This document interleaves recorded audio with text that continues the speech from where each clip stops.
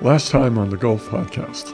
For some time down on the West End, we were experiencing a lot of talk in the community. Every time we'd go somewhere, to a restaurant or to the store, people were talking about what is wrong with the bay. And these are people that you have to listen to because they live their whole lives down there. And you don't disregard that. So I began to listen, and I also saw big changes myself and decided that it was time to really do something about it. So we called a meeting at my bay house. We invited commercial fishermen, fishing guides, sport fishermen, bed and breakfast owner, restaurant owner, a couple other entities. I also invited Dr. Mike Wetz and Jace Tunnel with Coastal Bend Bays and Estuaries. They came and they listened, and we vented for several hours. We all knew there was something wrong with the water because the blooms we were having and the episodic fish kills, were getting more and more frequent.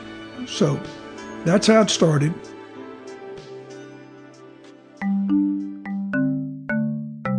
Hi Golf Podcast listeners, this is Jen. Today's episode is part 2 of our look at Baffin Bay water quality.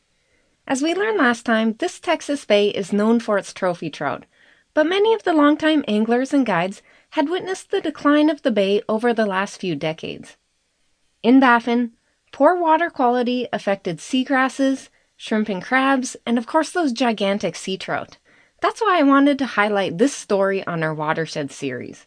Freshwater inflow, both quality and quantity, has cascading effects for the coast. What's even more interesting was that one of the longtime fishermen, Scott Murray, became determined to do something about it. So on today's episode, we're going to hear more about the citizen science project they created and the scientific discoveries they found. This is a great example, I think, of watershed citizenship, and I want to come back to that later. Before we start, I'd like to let you know that the Watershed series of the Gulf Podcast is supported by the Hart Research Institute for Gulf of Mexico Studies at Texas A&M University, Corpus Christi. HRI integrates marine science with expertise in policy, social sciences, and economics, and brings together leading minds across the United States, Mexico, and Cuba. The views and opinions expressed on this podcast, however, may not represent the views and opinions of the Hart Research Institute or Texas A&M University, Corpus Christi.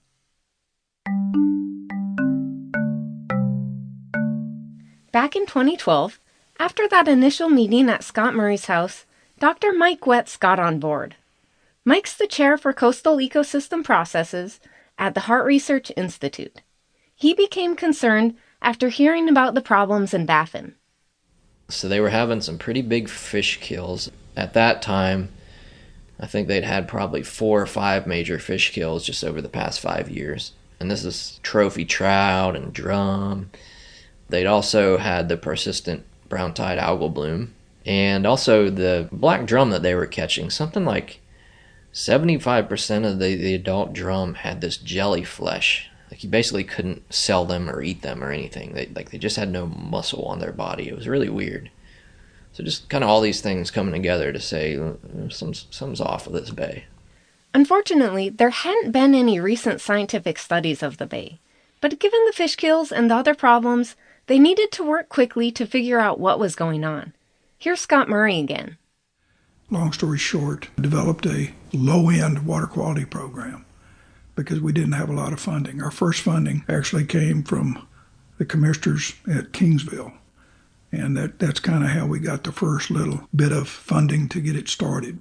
We decided fairly quickly that for lack of resources at the university that, we needed to do this on a volunteer basis.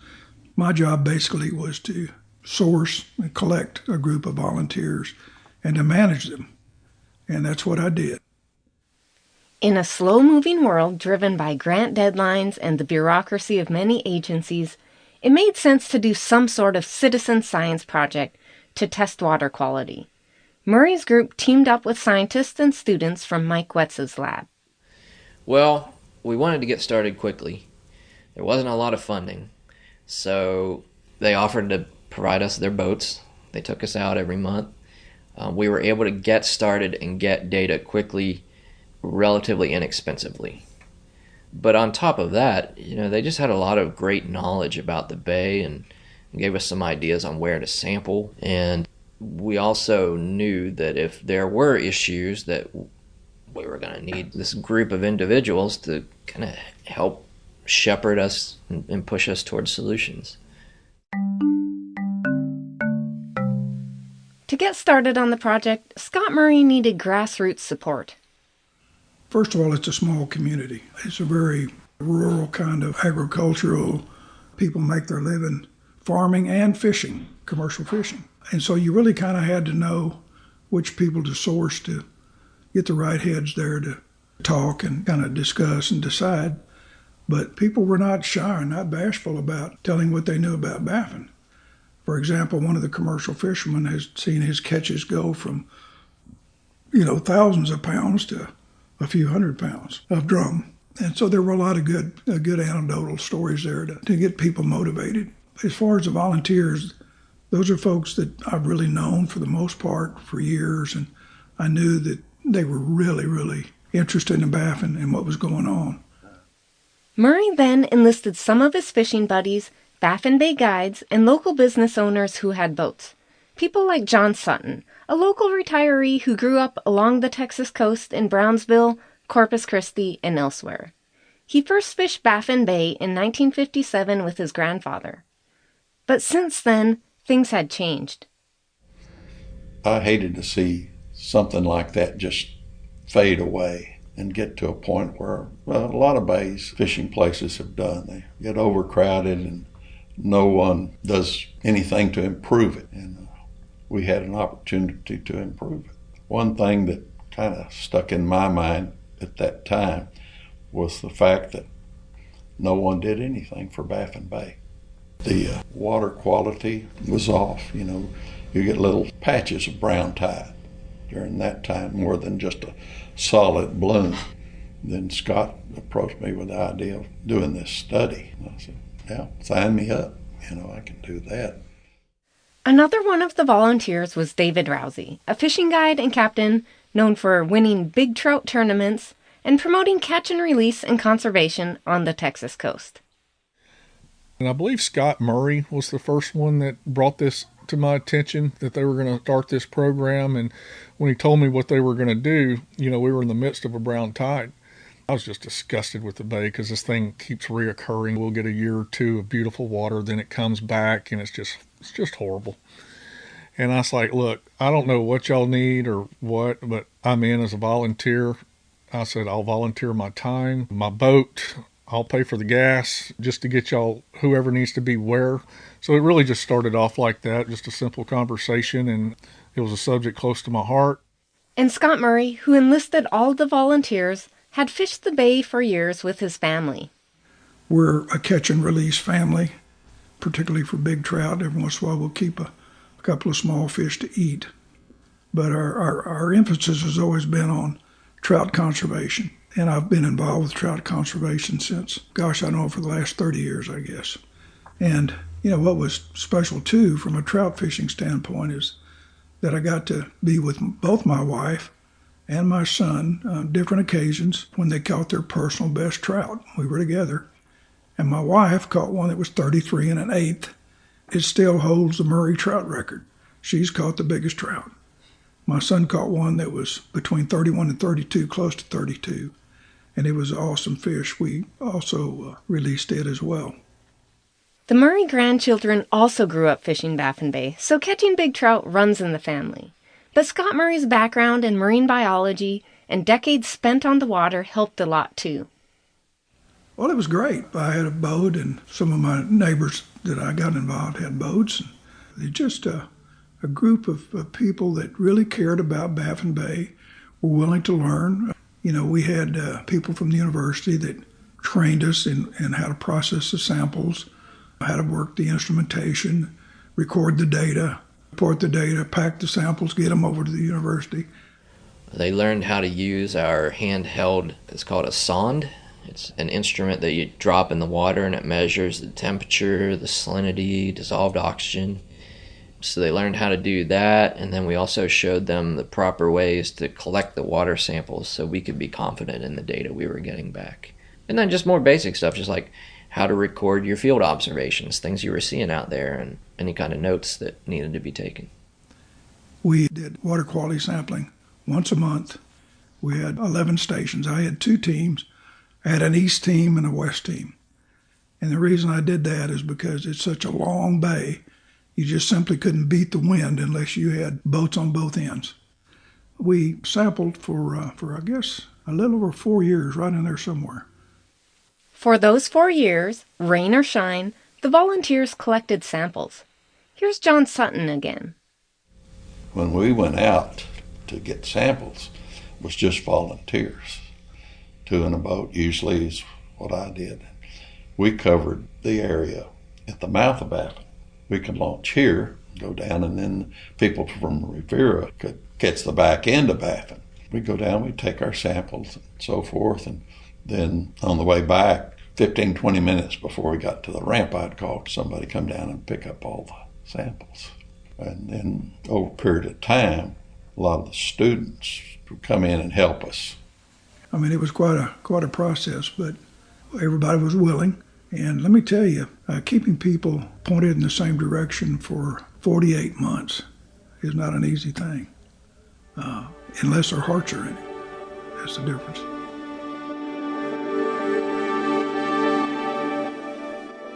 I'm really impressed by these citizen scientists, and that's why I consider it an example of watershed citizenship.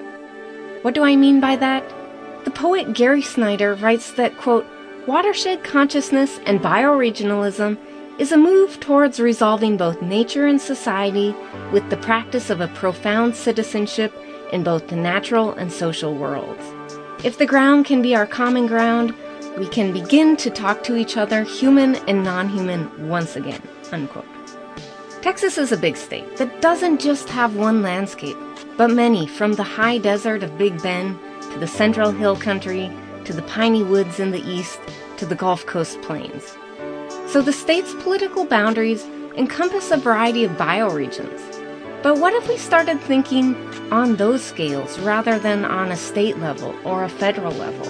What if we're not separated by political parties or other divisions, but instead we're brought together by the goal of living better in a place? So the work done by the citizen scientists is commendable in many ways. But for me, their place-based civic engagement stands out. They truly are citizens of Baffin Bay.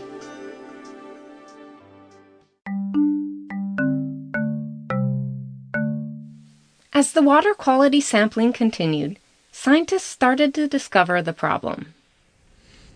We were trying to figure out, what the levels of different nutrients like nitrogen and phosphorus were, how it changed over time, how it varied with natural conditions, and then also how the algae responded to those nutrients.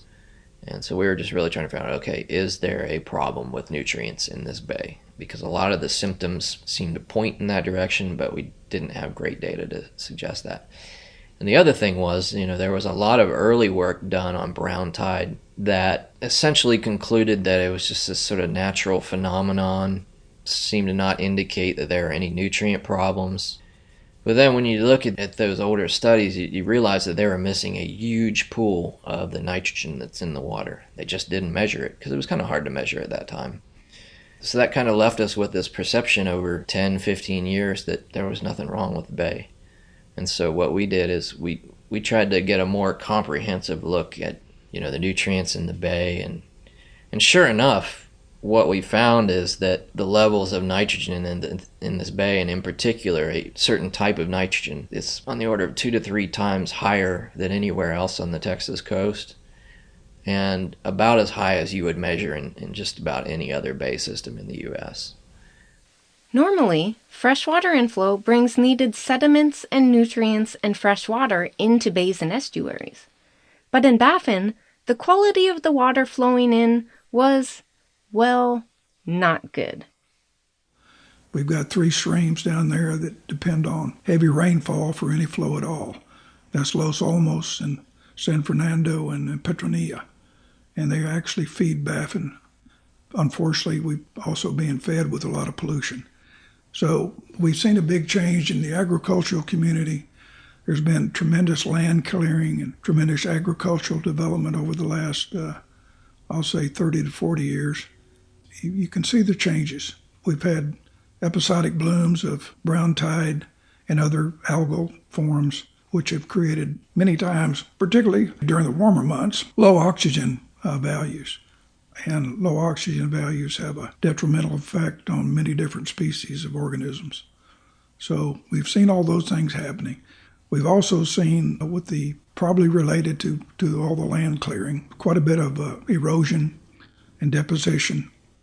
Yeah, with the agricultural practices, of course, when you strip the land of the brush, the grasses, you get erosion.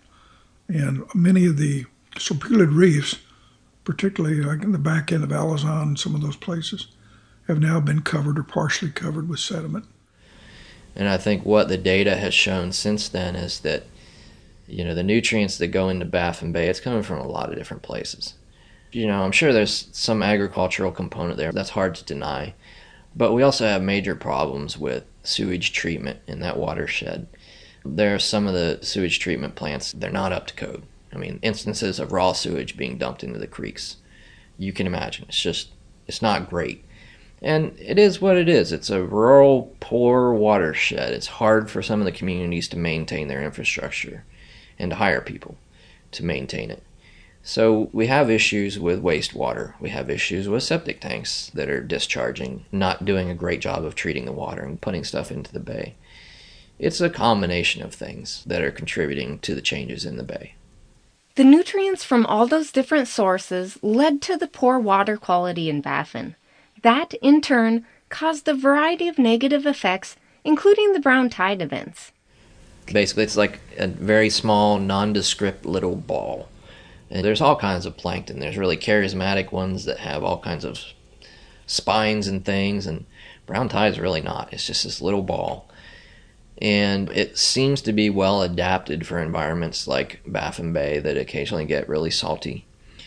And one of the things that it does is it produces this sort of nasty mucus layer around itself to kind of protect itself.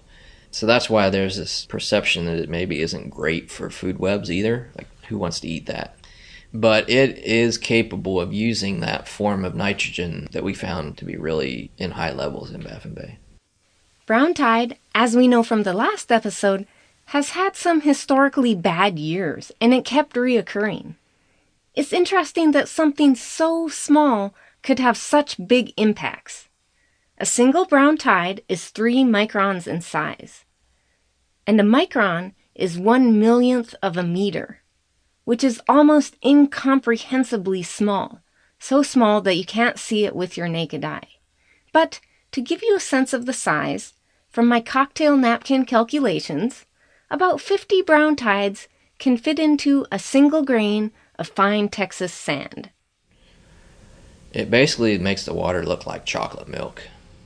We've all kind of been out here in the bays where it can be turbid at times, but just imagine persistent water looking like chocolate milk for months at a time. And the problem is it prevents the light from getting to the seagrass beds, and so they die off. And then of course when the seagrass die, that releases even more nutrients back into the water. So that's that cascading effect. There have also been some studies saying that the brown tide is not a great food resource for other plankton, which suggests that, there may be impacts further up the food chain at some point. Through their testing, the citizen scientists' work yielded valuable results in figuring out the nutrient problems in brown tide. Unlocking the scientific mysteries was the first step towards a solution. That's what motivated volunteers like John Sutton. I really hope for a way to change the water quality in Baffin Bay, to make it a place where general public, everybody could go and enjoy it, like I did when I was younger. It helped that the volunteers all remembered Baffin as it used to be. Here's David Rousey. Anybody that knows me knows I'm a man of that bay. That's my number one passion outside of my family. I've spent my whole 20s and now 52 years old, spent my whole life just being there, and I just want it to be healthy. I want it to be full of giant fish again, and anything I can do, as little as it is, as one guy, if I can participate and lend a hand, I want to do it. It was quite the learning process for everyone involved. I learned the value of knowledge. so many rumors and so forth about the fish, about the brown tide and stuff. But once you start learning, you're able to teach other people. You know, I'm a big believer in education. If you educate people, it sure knocks out a lot of ignorance. You know, the other thing that I certainly learned is that if people really have a passion about something, they'll commit to it and they'll stick with it. You know, people care enough about an environmental issue and what's happening to one of their treasures to go out and do something about it. And the scientific work done on Baffin has held import around the world. It's really become a focal point of my career, so you know, I owe a lot to the folks down there, and it's been a real honor just getting to work on this challenge. It's also just been very rewarding intellectually. I mean, we started off really not knowing anything, and I've learned a lot about it. So now, for example, we're putting together a special issue of a journal looking at similar systems. So working with colleagues in South Africa and the French Mediterranean and Australia, so trying to look more broadly at these types of systems that are in these more arid and semi-arid regions and some of the challenges that they're facing. And so I think Baffin Bay is getting out there, you know, on the world stage too. But more than that, Dr. Wetz enjoyed seeing the passion of the citizen scientists. I think what they're doing is really special. They're a role model to me, but I think they could be a role model to a lot of Texans and beyond Texas, just by virtue of them being willing to put their time and efforts towards solving these issues. That's really amazing. Since the initial water quality study, more and more scientists have become interested in Baffin. There have been recent scientific studies on water quality in the bay and its tributaries, on groundwater, septic systems, black drum, serpulid reefs, seagrasses, and sediments, just to name a few. Plus, it directly related to the work needed to restore the bay. From a practical standpoint, we were able to get more data more frequently than I could ever imagine just by us doing it on our own. But we are also, by working with these folks, you know, they have so many ties in this community and in Baffin Bay in general that it gave us this natural stakeholder base as we made that transition from getting the data to trying to find solutions. We had this sort of built-in network of people who could help us start to expand our network and reach the right individuals. Coming up on the Golf Podcast, we're going to have episodes in our Watershed series, including ones on the very recent efforts to restore Baffin Bay and episodes on seagrass and more. I hope you all can join us. Thanks again to Scott Murray, Mike Wetz, John Sutton, David Rousey, and the other citizen scientists for the interviews and for their work. If you want to get the latest podcast updates, you can follow us on Instagram and Facebook. For episode scripts and our digital archives full of Baffin Bay oral histories, please visit the Golf Podcast's website. Production help came from Alyssa Lucas, and the music came from Lee Rosevier. This is Dr. Jen Brown. Before I sign off today, I want to share you a fish story from Baffin Bay, but as a warning, it has some salty language. I met Rousey at Roy's Bait and Tackle. Saw him in there, and I'd wanted to talk to him about, he was writing for the Texas Saltwater Magazine, and I wanted to tell him how much I appreciated some of his articles, you know, that I really enjoyed them. So I introduced myself, and we started talking. At that time, I had a pretty unique boat. It was a Mayak commercial skiff, just a small 18-foot flat-bottom skiff, but it was a great fishing boat for me. So David and I began to talk, and this and that, and he said, "Oh, you're the guy with the white Mayak." And I said, "Yeah." And he told me, he says, "You sure fish a lot of my spots." And I said, "I was fishing your spots before you were born, Dave." You know? But anyway, we talked a little more, and we seemed to hit it off real well. And he told me, he says, "I want to tell you this story, and I hope it doesn't offend you." I said, "Nah, be fine." He said, "Well," said, "I can remember one morning I told my client, be there early. We've got to beat this other guy to this place because I know he knows the trout are there." And so they got there like an hour early, something like that, and loaded in their boat and said, "I got everybody in there," and we took off, you know, and said, it's still in the dark, and found the place we wanted to cut into the shoreline. Then we started easing up there and said, in the dark, I got closer and said, I looked up to the shoreline and there was your little white boat sitting there already. And said, all I could think of to tell the clients was, that old son of a bitch beat me here again.